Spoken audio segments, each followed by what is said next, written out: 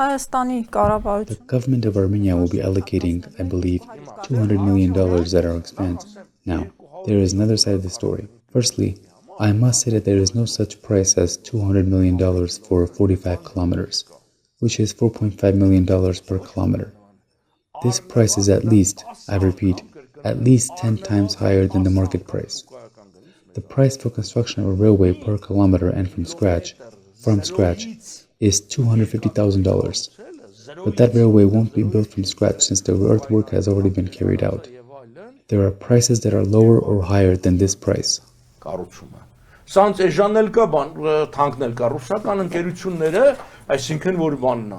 Russian companies have probably lowered the price even more in dollars since the rated Russian ruble has dropped.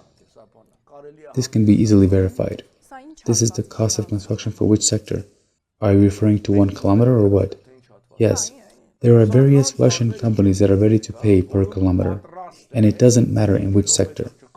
The price might go up, say, $50,000 for this or that reason. After all, recently, there was a tender for construction of a metro station, and they said a Russian company had won the tender and the only thing left to do was to procure funds. It is the same story. In other words, there will be a tender, but, I repeat, the price of $4.5 million per kilometer does not exist. It is inflated at least 10 times. Now, question, where would that money come from? I am certain that the money is not going to be allocated from Armenia's state budget. The money will come from a certain bank or organization, be it a European or other bank or organization. But what my concern is that if we dig deep, it might turn out that the money is coming from either Turkey or Azerbaijan because this is in those countries' interests. In regard to the assumption that Armenia will build a railway at the expense of the state budget, even though we are setting aside the political and military aspects and are looking at it from the economic perspective, why does Armenia need to build a railway at the expense of its state budget? We know who destroyed that railway, who did that and through what company. And it was the Metaxim company. At the time, the defense minister was Serge Sarkisyan, and by his order, Army Generals Artur Aghabekyan and Manvel, what was his last name? Grigorian. Yes, Grigorian. The military destroyed the railway. There are videos, accounts, and documents about this. They plundered and sold the railway, just like they plundered and sold the tram lines in Yerevan. Now, my question is the following.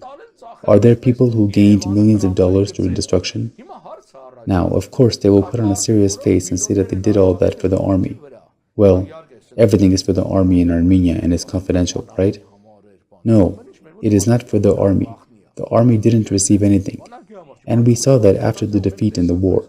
To make a long story short, the first thing that needs to be done is to conduct an investigation to see how was it that the railway was destroyed and who took the money. The next thing that needs to be done is to find out what money is going to come from abroad, if such money is going to come from abroad. And you are certain that the money will come from Turkey and Azerbaijan, right? I'm not certain. You have a suspicion. I said it might be a certain European organization or, for example, a European bank or other bank. But I also said that if you dig deep, it might turn out that the main funding will be from those who have their interests. Բաժանորդագրվեք Ազգային-Ժողովրդավարական Բևեռի YouTube-յան ալիքին։